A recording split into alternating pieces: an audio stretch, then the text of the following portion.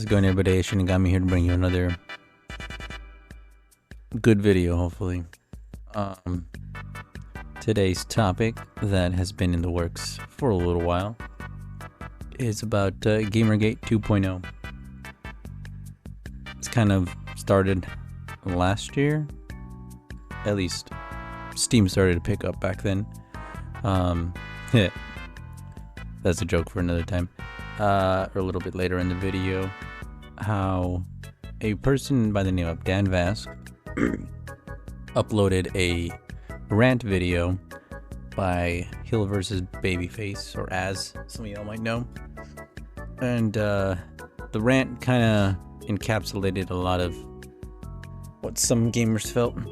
Of course, there were some other ones mocking him, saying like, "Oh, look at this thumb, he's so angry," or just poking fun of his appearance and saying like, "Oh, just another Bethesda fan, common Bethesda fan, just overreacting, blah blah." But as time went on, the points he made about Starfield ended up becoming a little bit more true. Wasn't the smash hit, wasn't some improved version of the engine that Bethesda's been using. No, it's still the same shit. He pointed out in his video, loading from one planet to the next, loading to get off your ship, loading from doing one thing to the other, and it's just like there's no perfect transition. There's no just like you get into this, you get to fly up as like even in No Man's Sky, you got to do that yourself, right? As tedious as it was to fly from planet to planet and get out of orbit, it was still a thing. But Starfield was praised because look at this, I can make my ship into a hamburger or some other fucking obscure bullshit. And let's get onto the rant at least and see where that kind of started breaking ground for us. So this was the clip. Of course, unfortunately, Twitter's being a little stupid. It's not letting me play it, but we got it here on the YouTube side. So let's take a little listen here from what Az had to say. I love more. Taking my headphones off, fuck that. Bethesda, there is nothing I love more than to sit down, comfy chair, turn on my PC, fire up a brand new RPG, lose myself, think, oh my god, just think of this world, just think of all the planets I can visit, all the immersive things that I can get involved with, all the fights, all the relationships, all the people I meet, all the places I go. I'm so excited to go there. And you know, I love nothing more than, with all of that laid out in front of me, I love nothing more than to be dragged out at every fucking conceivable opportunity so you can fucking current day us. Sorry, did you want to get immersed in our world? Yeah, well, guess what? Fucking pronouns! Fucking gender ambiguity! Fucking current day Californian shit! Because that's all we fucking know! Because we're boring! We're so fucking boring!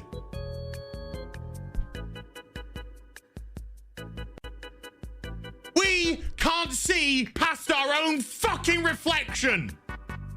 That's the level of our narcissism here at Bethesda Western Game Company! Fuck your immersion! Fuck you having a good time. Fuck you falling into a world and just getting lost. No, no, no. Current fucking day. Fuck off. You're boring. You're fucking dull. You have nothing to say. You are a one hived mind twat waffle. At that point, yeah. And then that kind of went on to show the Steam reviews for whatchamacallit, Starfield. As they progressed, did not live up to hype. Starfield, how do I spell that shit? There it is. On Steam. Alright, so here we go. Starfield, how did it end off? Well, looks like it says here, mostly negative, mixed. Out of all the reviews, a lot of people pointing out the boring planets, the dull shooting, and many of the other issues the same with this game. But I wanted to point out one of the biggest reasons this game failed to grab my imagination is the way it clearly wanted to its combination of sterile and safe storytelling with bad habit and telling instead of showing. And even like how Az was explaining in his rant, there's only a few characters, or even in the beginning of the game, where you actually get to use your pronouns or even put that into the fucking game, right? As if that should matter. But it doesn't affect anything in the game. Like, it doesn't have a significant point to a story beat or a script in the game. It just doesn't, right? And that's just another thing of like, this was just added in just because, right? As on top of all the other things that you didn't take care of in the game. And then we move on from that game, right? Sweet from Starfield onto the next controversy that occurred. Sweet Baby Inc. had a detector pulled up to them, and now they're sitting at a sweet 295,000 people, almost 300,000, which is great, showing all the games that they work with. And this is these are just the ones on Steam. There's another one that shows the games they worked on, like God of War Ragnarok, Spider-Man, Spider-Man 2, other stuff like that. This one's just pertaining to the things that are on Steam, unfortunately. But that all culminated into oh, sorry, woke the wrong one. This fucking thing, where we go to this fucking clip of this woman who, I have a team of 20. hold up, lady. Danny Lolan, whatever. She previously worked with Sweet Baby Inc. and had been working to make a Black Panther video game. Before that, she had been making like a dating sim game as well. But just listen in on how she speaks about her development history, I guess you could say. So let's take a listen. 21 right now for Validate. It's a pretty big team. It's a crazy big team for indie games. But who is your team? Validate has a team of mostly all people of color. We have no white people on our team. I did that because I wanted to create a safe environment. And I know the best way for an environment to be safe is to be around people who are just like me. And I'm not saying that white people in the industry are creating unsafe environments. I'm not saying that. That is not what I'm saying. I am saying that sometimes it is hard to work with white people because they think that something made it okay, but it was really a microaggression. And no one wants to deal with that while they're trying to make a game that they love. Oh no. Please forgive the microaggression of... There was... Oh, shit, man, like... There's so many clips. But I don't want to make a video that's damn near 30 minutes long. Because not everybody's going to watch that, right? I want to try and pick and grab all the things that I can get that are a little bit short and sweet. Get to the point. You understand what it's conflating and misrepresenting in the gaming industry, right? So that way you understand the GamerGate 2.0 is ridiculous. Started off with, the whole pronouns in the video game industry. Well, it didn't start there, but that's one of the fucking key points, right? With the Az rant.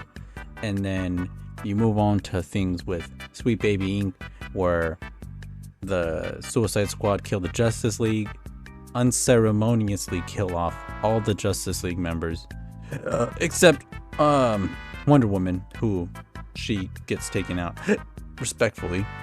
Everybody else, no, fuck you. Flash, get pissed on. Green Lantern, you get fucking pantsed, showing your boxers, whatever. Bruce Wayne, fucking, headshotted.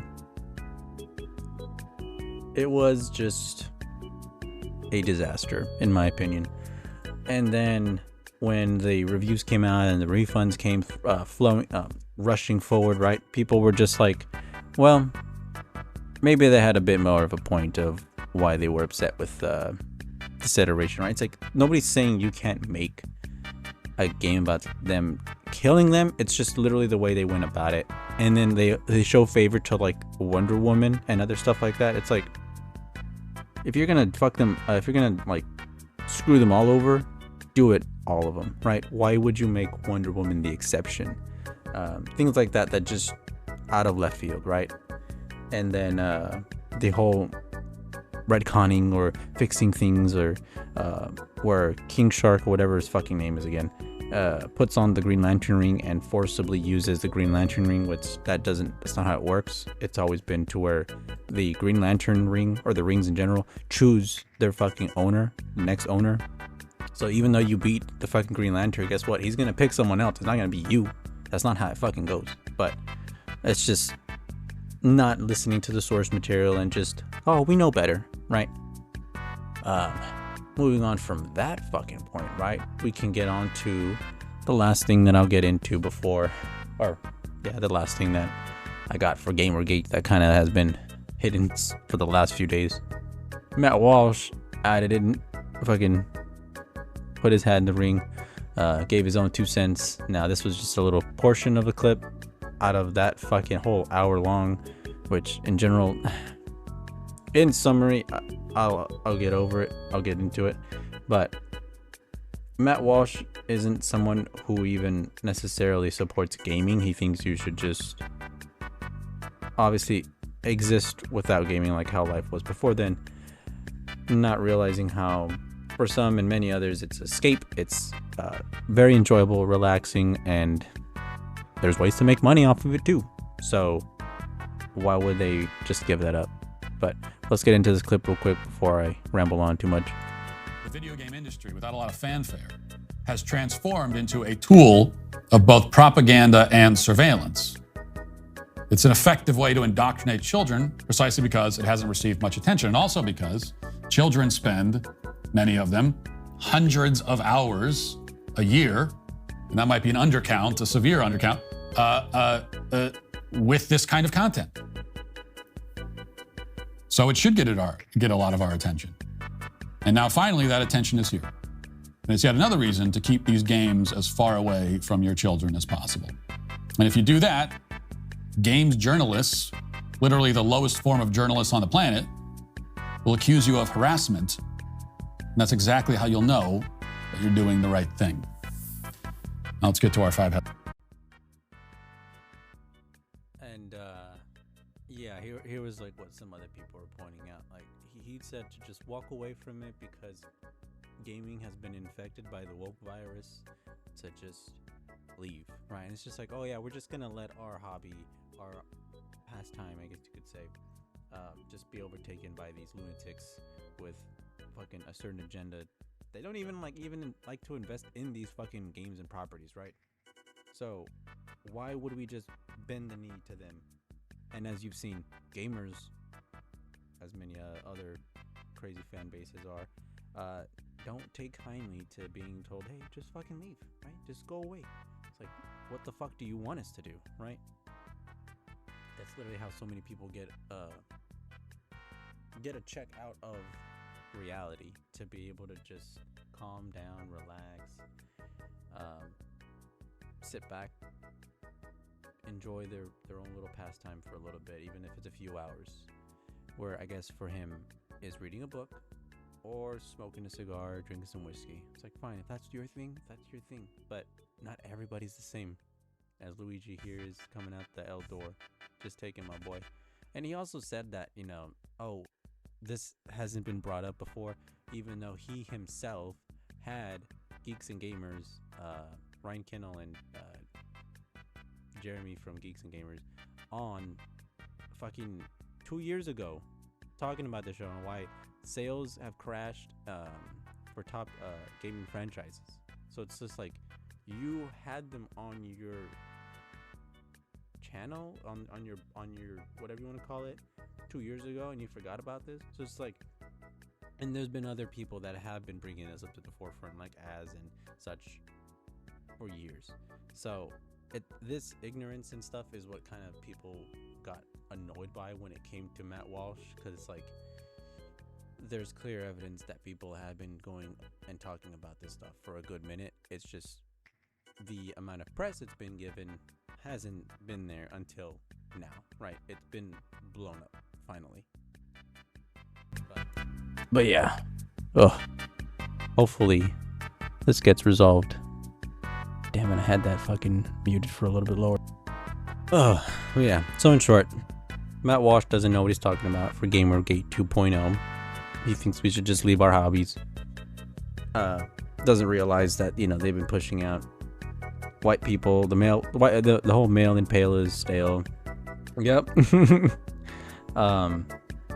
They've thought, hey, let's divide and segregate more, which somehow makes us more equal, even though it doesn't.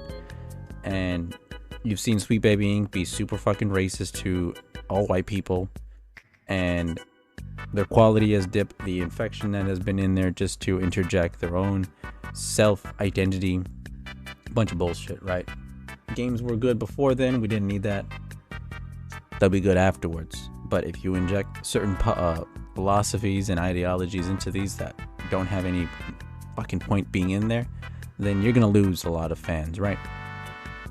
Hopefully people understand what GamerGate 2.0 is fucking going on about. It's gonna be a wild one. It's not even done yet, but you got the whole transgender fucking pronouns bullshit being interjected in video games. You have the whole bad storytelling, the lack of quality, and then the biggest key factor is what Anita Sarkeesian and all them had fucking started from the first one, which was just saying, oh, you know, females can't be attractive. They have to be covered up. They have to look a certain way. They basically they defeminized them and made them look more masculine and act like males. And also they got rid of the sexy women trope with, you know, nice bodies, or even just talking fucking appropriate, right? That like a normal woman would talk. They got rid of all that. And then finally segregating people further, where, hey, now our development teams have to be only black people or only Asian people or only whatever, just to fit our fucking quota. If you're white and even if you have talent, you're good at coding, you're good at designing, what doesn't matter, fuck you. You know. It's gone to that point. So GamerGate 2.0 is going great. Other than that, let me know what y'all think down below. It's been a fucking wild one so far, and it's just getting started. So y'all have a good night, good evening, good morning, and good morning. Fuck. Yeah, let me know what y'all think. Hey, Shinigami signing out. Bye.